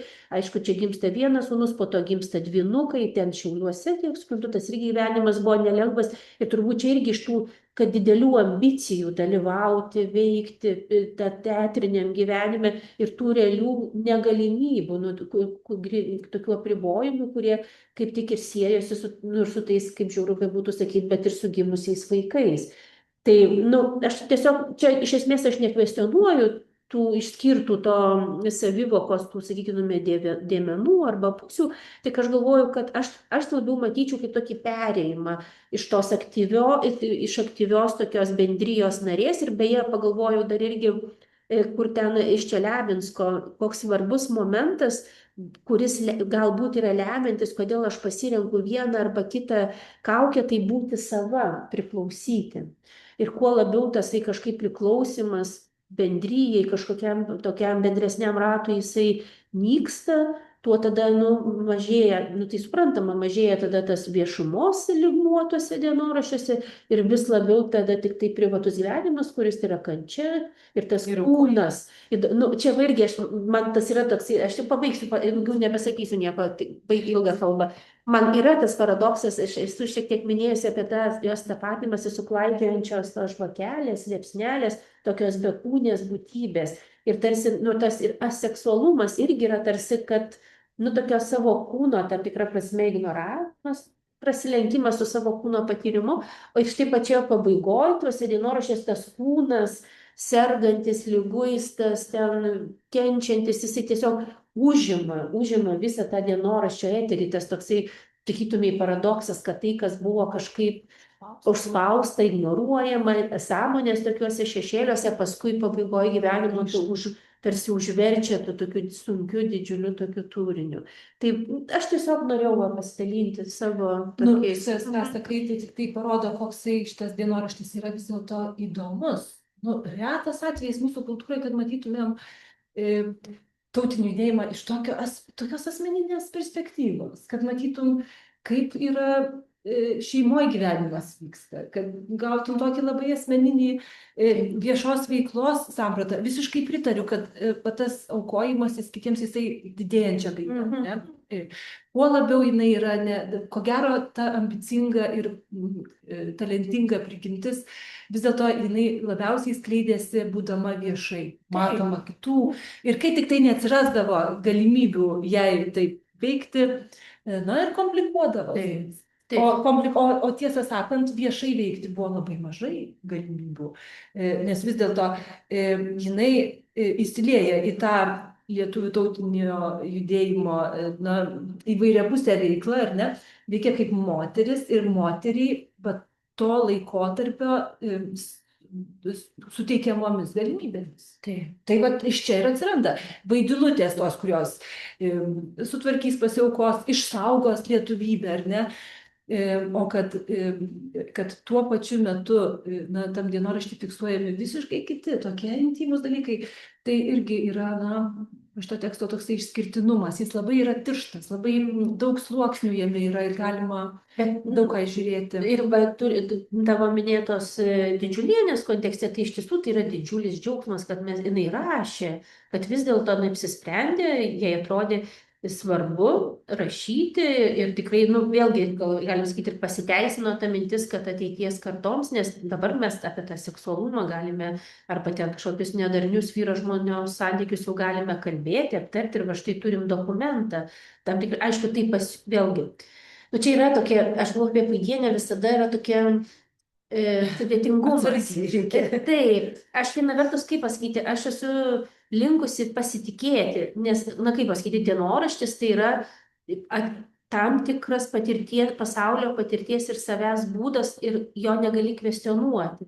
Nu, aišku, kai tu sakai apie savikūrą, tai tarsi atrodo, kad jinai, na, čia tai sąmoningai tą konstravo. Mhm. Aha. Gal yra klausimų? Jo, tai aš čia irgi kelčiau klausimą tarp sąmoningumo, nesąmoningumo ir be to, nu, va, ką tu mini, kad tarsi ir yra ta tendencija nepasitikėti jos dienoraščiais, ypač, na, aš irgi pati esu minėjus Landsbergio tenai, rašant biografiją, kad viena vertus čia kaip ir pasitikė jos pateikiamais Čiurlionio aprašymais, kita vertus tai čia kažkokia tokia pablūdus moteriškė, kurią mes šiaip Na, negalime bet tikėti. suprantat, aš suprantu, iš kur tai kyla. Aš pasakysiu jums savo patirtį. Rašau komentarus Puidienės dienoraščiui. Ir kiekvienas faktas atrodo, nu, taip peraiškintas, kad, nu, negali pasitikėti. Va, pažiūrėkite, vienas pavyzdys. Privytė Puidienė, ruošiama Birutės, Landsbergio, žodžiu, Petrausko opera pirmoji Vaidilutė. Pirmoji Vaidilutė yra Šlapelienė. Šlapelienė tuo metu yra pagimdžiusi mergaitę, savo pirmą, man atrodo, mergaitė buvo dukra pirmoji, ne? Visus mergaitės. Buvo ir dalykai. Dvi dukros ir sūnus. Ir Pleirytė negavusi pirmosios Vaidilutės partijos, nes jos ir balsas neišvežė, jinai piktinasi, kaip gali būti Vaidilutė nėščia.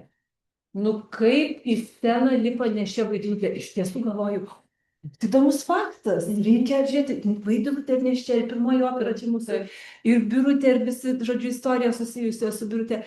Ir pradedu aš žiūrėti jau datas, nu, kad jinai jau pagimdžiusi, ten tikrai jau nebeneščia dainuoja. Suprantat, vat prireikė man laiko suprasti, kad...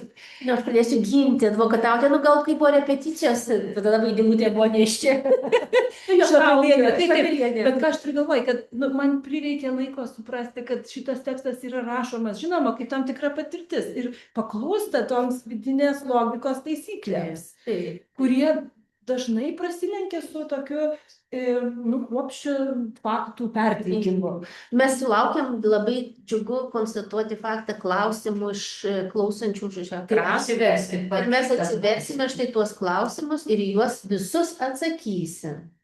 Taigi, Birutė, kaip vertini skelbimą dienoraščio be autoriaus pavardės? Palyginimo Emilijos dienoraštis. Aušra, gal galite patikslinti? Oi, Solveiga, taip.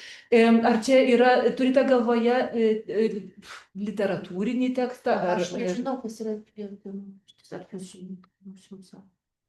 Taip, ar tai nėra... Mokytojas dienoraštis Tyto Albos. Taip. Nu, žinot, reikia žiūrėti turbūt kiekvieną atvejį. Emilijos dienoraštis, man atrodo, aš žinau, apie ką jūs kalbate. Apie ką kalba Solveiga. Buvo prieš keletą metų pasirodęs mokytojos dienoraštis.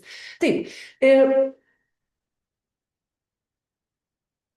Sprendimas leidėjų, bet čia gal net ir šitą dienoraštį leidžiant galime būtų rašyti Vaidilutės dienoraštį, pavyzdžiui, viršelį.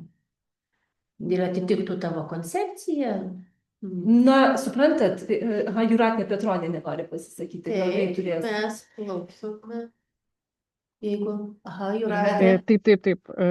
Aš tai irgi norėjau tik tai trumpai užduoti tokį gal techninį klausimą.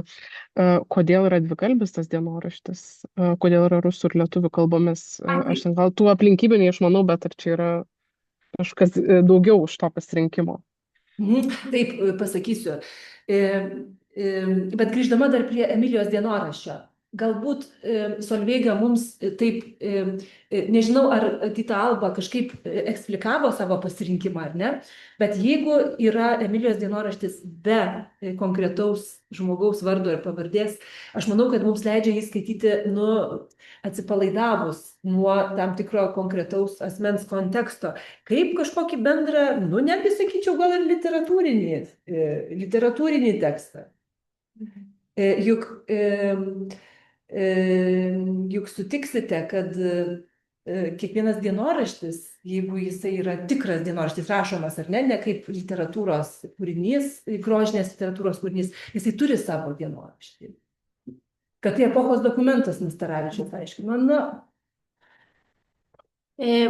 Jūratės klausimas. taip, Kodėl- įdomus klausimas, bet negaliu daugiau nieko jums pasakyti, Solveiga, reikia dar man pasvarstyti. O dabar prie Jūratės grįžtant. Jinai yra Čeliabinska. Čeliabinska užima, suprantat, bolševikai. Ir jiems labai įtartinai atrodo visi šitie lietuviški raštai. Kas čia per raštai? Politiniai raštai. Kas jūs prieš bolševikus? Ir tada jinai pradeda, aiškina ir įdeda paaiškinimą dienoraštį, kad aš esu, jis Litvai, ar ne, parašo, aš esu lietuvių rašytoja.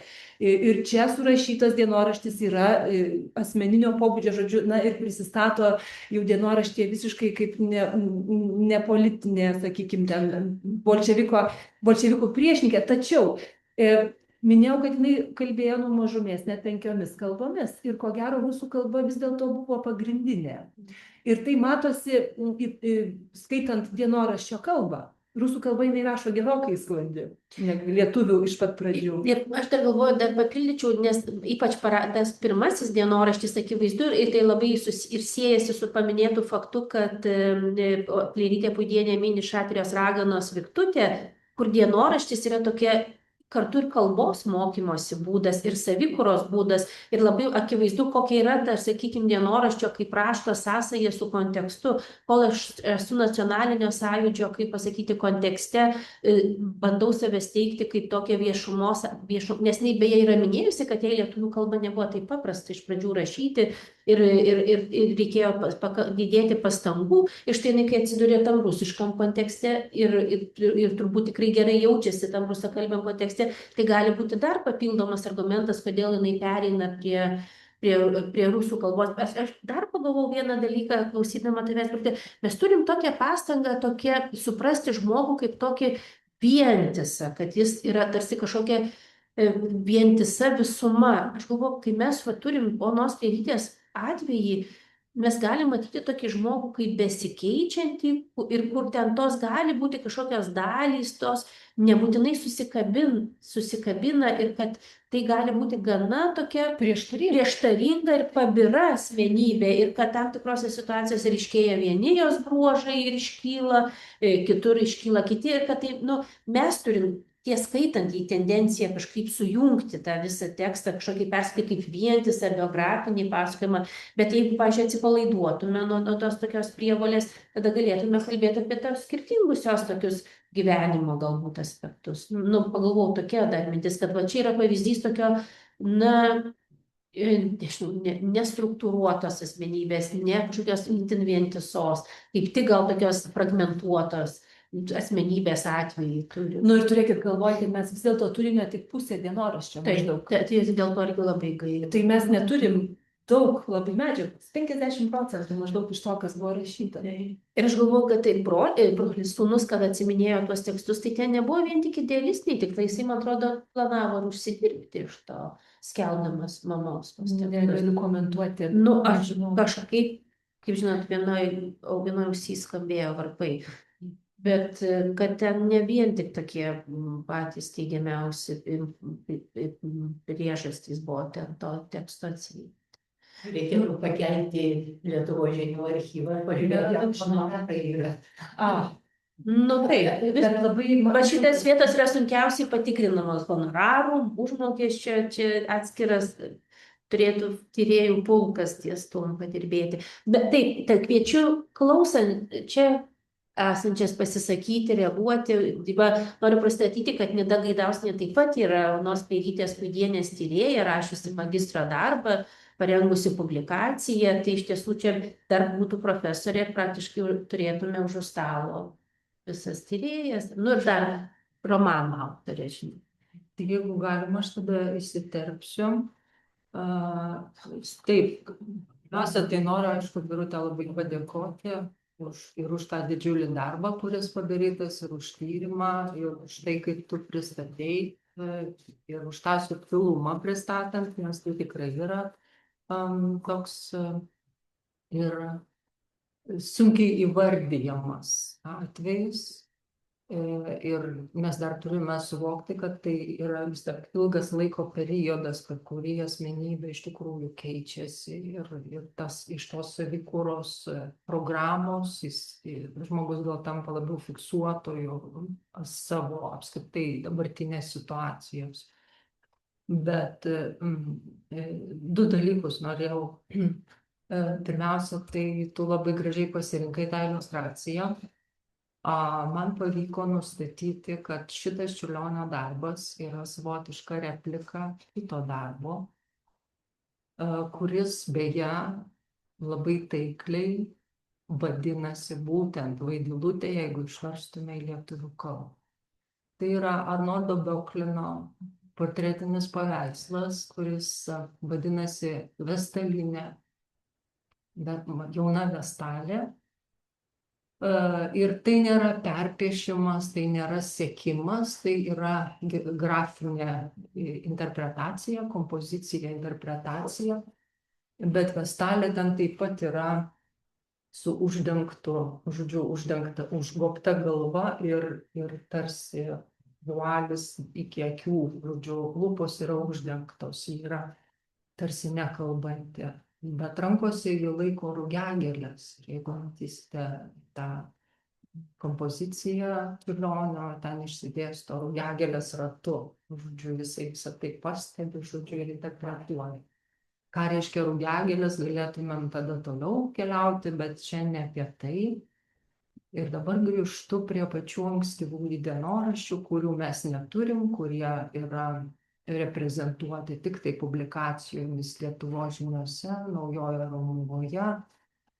Tai, ką tu mini, va tie nesutapimai, jie verčia labai pastatyti ausis, nes iš tikrųjų man vis tiek susidaro įspūdis, kad Ona Pleirytė galbūt ir rašė dienoraštį, galbūt jisai karo metais dingo ir galbūt jinai atkūrinėjo. Ir dabar pasakysiu, kodėl man susidaro toks įspūdis. Turiu galvoj tą ankstyvo laikotarpio dienoraštį, kurį pasiima Algirdas ir kuriuo remiantis toliau vyksta publikacijos. Datos dažnai nesutampa. Jis sako, aš atėjau į parodą, ten tada ir tada vyksta tas ir tas. Ir tu tikrinėsi tiek senąją datą pagal Julijaus kalendorių, tiek pagal Grigaliaus kalendorių. Ir atsiranda kažkokia pusiaukelė. Lygiai taip kaip tas faktas, kurį mini, kad piktinasi, kad dainuoja Birutės vaidmenį dainuoja Marija Šlapelienė ir ji piktinasi, kad laukiasi, kai tuo tarpu mes žinome, kad ji jau yra pagimdžiusi. Ir tai atrodytų, kad tai, žodžiu, kad buvo kažkokie atsiminimai, buvo kažkokie užrašai, bet dienoraštis tarsi yra rekonstruotas. Ar tai pačios autorės, mes nebeturim galimybės to patikrinti, nes mes neturim rankraščių. Jau galiu aš iškart įsiterpti. Aš manau, kad tai ir yra nuolatinis perrašymas iš lapelių tų. Jeigu mes priimtumėm tokią, ką aš kalbu, yra visiška hipotezė, žinoma. Aš kalbu apie dienoraštį, bet bandau įsivaizduoti apie jo praktiką. Jeigu mes įsivaizduojame, kad čia buvo tokia valinga pastanga, fiksuoti save istorijoje, kaip sako Ramunė, arba kurti savo kažkokį idealizuotą paveikslą, kad ir nesąmoningai ateities kartoms, ar ne? Jinai visuomet rašo, jinai perrašo dienoraštį. Jinai turi dienoraščio dvi versijas tarsi. Atskiri lapai, lapeliai ir perrašymas. Nuolatinis į tokį švaraštį, kurie ir yra 17-20 metų tie du sąsiuviniai. Pagalvokit, kaip tai yra įdomu. Dienoraščiui neturėtų būti perskyros šitos, švaraščiai ir juodraščiai. Kas čia per teiginys? Dienoraščio juodraštis. Dienoraštis, iš principo, kaip mes įsivaizduojam žanrą, yra rašomas tiesiogiai, išgyvenant va dabar, be refleksijos galimybės, be nieko. Galbūt tai yra susijęs su tuo, kad jinai taip rašė ir kažkaip perkūrė tai, atkurdama, rekonstruodama, interpretavo gerokai. Bet ar datą gali interpretuoti? Žinai, nekeičia galima. Patirties, žinoma. Be to, nu gerai, gali būti, kad tai, ką tu sakai, ir aš vis dėlto darau prielaidą, kad gali būti dienoraščio juodraštis. Kad gali būti dienoraščio švarraštis, jeigu tai yra suvokiama, kad tu savo gyvenimą, vat, kaip tu gražiai ir sakai, kad užrašai ne tik savo, bet tai ateinančiai kažkokiai intelektualesniai, geresniai, kultūringesniai visuomeniai, kuri galiausiai supras tą gyvenimą. Taip. Ir tada mano dar klausimas, ar Ir tu... atsiprašau, ir dar kitas dalykas, juk mes nematom autografo. Tai, kas yra tenai publikuota, yra laikraštyje, kažkieno surinkta, Taip. yra klaidų padaryta. Taip. Rašant, akivaizdžiai, ten matosi, raidės sukeistos. Nu, žinot, ne taip kruopščiai su tuo tekstu. Kad tu dirbta. traktuoji tai ne atminties klaidos, bet perrašymai. Taip. Ir data labai lengva. Nu, mes dar grįšime paskui, diskutuodamos, ruošinį teksto. Aš galbūt galėsiu nuoseklesnį vaizdą pateikti, bet kitas dalykas, ar tau neteko pasidomėti tėvais labiau, ta aplinka, dėl ko iš tikrųjų, kaip susiformuoja tas požiūris į save, kaip, nu, mes taip įsivaizduojam, kad labiau galbūt bajoriškos aplinkos žmogus ar ne, ar aristokratinės aplinkos žmogus galėtų suvokti savo gyvenimą kaip tokį labai unikalų ir jį anksti fiksuoti. Ar galėtum dar kažkaip išskleisti apie tėvus, apie šeimą? Man neteko domėtis labiau. Tai viskas, kas yra žinoma apie jo šeimą, yra, duomenys iš jos tos autobiografijos, mano minėtos 31 metais pradėtos rašyti. Ir, abu tėvai valstietiškos vis dėlto kilmės. Tėvas buvo labai jaunas, išvaizdus vyriškis ir buvo paimtas į caro kariuomenę, Leibgvardiją, pasižymėjo mūšiuose ir, ten išlikęs vienas iš didelio mūšio gyvas buvo ir apdovanotas, buvo visą gyvenimą monarchistas ir gavo tarnybą Mintaujoje, ten dirbo ekspedicijoje, turėjo tarnybą, o mama, buvo labai religinga. Dar žinome apie jos tą ankstyvąją jaunystę ir vaikystę, tai kad Pleirytė buvo artimesnė su tėvu, vis dėlto ne su motina. Taip pat tai, kad jinai įgijo vis dėlto, kaip čia, aukštesnį negu vidutinis to meto moteris išsilavinimas. Ir ar galėtum dar priminti, atsimeni, ten yra, kur ji prisimena mamos siuvinį, kuris kabėdavo ar virš jos lovos, ir tai buvo Marija Dolorosa. O, teisingai, Marija Dolorosa. Kažkaip toks jausmas, kad tas galima sieti motinos matytą motinystę, ar ne, mama vis nuolat prisimenama jos kaip tokia nuolat išgyvenanti dėl vaikų, ar ne. Turėjo jinai 2 brolius, vienas mažas broliukas mirė labai anksti, Robertas, o tada Karolis ir Juozas, man atrodo, Pleirys. Su Karoliu buvo ypatingai jinai artima. Bet Karolis ir beje pati Pleirytė Puidienė gimė su nesveika širdimi. Tik tai Karolio buvo ta yda gerokai didesnė ir jisai jaunas labai mirė. Jisai pasimirė dar Pirmo pasaulinio karo metais. O su Juozu jinai gyvena, jisai atsikelia pas sesers šeimą į Čeliabinską ir yra ir toks ramstis ir tiesą sakant komplikuoja ten ir Pleirys Juozas jos kasdienį gyvenimą. Bet, žodžiu, mama Pleirienė nuolat išgyvena dėl savo vaikų. Ir ta motinystė Pleirytė Puidienė suvokia kaip tokį nuolatinį kančią. Tiesiog kaip Marta ir Dolorosa kažkokį tos kenčiančios motinos archetipas nuolat pasikartoja tikrai. Ir turi pasikabinusi virš savo lovos tą pačią paveikslo kopiją visuomet, kur tik taip gyventų, aš taip suprantu. Ir, taip, galima dabargi sakyti, kad daug įsivaizdavimų apie gyvenimą mes perimam iš tos pirmosios šeimos, iš vaikystės, iš tėvų modelio kažkokio. Aš dar vieną pastabą turėčiau dėl skelbimo tikslų dienoraščio, nes aš pagalvojau, labai akivaizdu, iki šiol realiai, iki pat tavo jau pastangų jį paskelbti, realiai šituom tekstu buvo domimasi tik ne dėl jos pačios, bet dėl ten minimų žmonių, nes labai matyti toj pirmoj publikacijai, kaip išretinti dienoraštyje minimi asmenys, kurie yra jau tokie, kaip pasakyti, svarbus Lietuvos istorijai, kultūros istorijai, kad iš tiesų ir dažniausiai šitą tekstą iki šiol buvo žiūrima, kad tai yra, nors ir nepatikimas, bet vis dėlto kažkoks šaltinis, kuriame užfiksuoti kažkokie konkretūs įvykiai, žmonių vardai, tai štai kaip ten buvo Vilniaus žinių redakcijoje, koks ten buvo tas kultūrinis gyvenimas Vilniuje 20-ojo amžiaus pradžioj.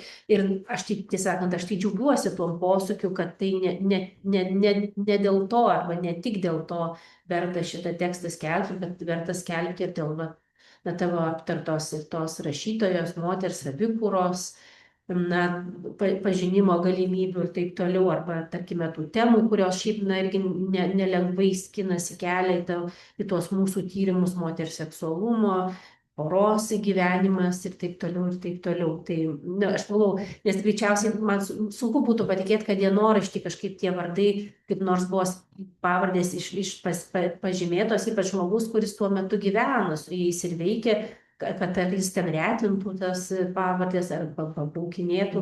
Man atrodo, tai jau leidėjai ir tai labai aiškiai tada matyti to teksto skelbimo intencijos, dėl ko šitas tekstas yra skelbiamas. Nors iš tiesų nėra tam pabrėžta, nors aš turiu pasakyti, kad dienoraščio pabaigoje Plilytė palieka labai negailestingus tam tikrų žmonių, viešųjų asmenų portretus, kurie visiškai kontrastuoja su tuo viešu jų profilio, kaip jinai aprašo Smetonų šeimą, tai ten Nida skaitė, matyt, ir juokėsi, dabar šypsosi, bet, suprantat,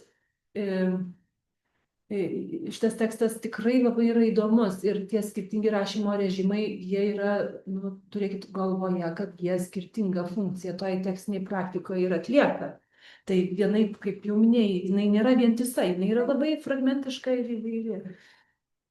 Mes jau turim, manau, kad turim valandą beveik ir 45 minutės trunkantį seminarą. Aš galvoju, tikslas parodyti, koks yra svarbus šitas tekstas, kaip svarbu jį turėti, skaitomą, prieinamą ir ne tik tai akademiniai bendruomeniai ir plačiai visuomeniai. Tikrai šitas seminaras, manau, tą tikslą pasiekė ir mes štai turėsime arba jau turime būsimų skaitytojų šio teksto ratą. Tai labai nuoširdžiai dėkoju dar kartą daktarei Birutei Avižinienei, dėkoju visiems dalyvavusiems čia ir už ekranų ir taip pat noriu pasakyti, kad visi mūsų seminarai buvo ir šitas taip pat yra įrašinėjamas ir visus įrašus, jeigu jums įdomu, jūs juos galite susirasti mūsų instituto YouTube kanale. Tai dar sykį dėkoju, ačiū ir šiuo kartu atsisveikinu.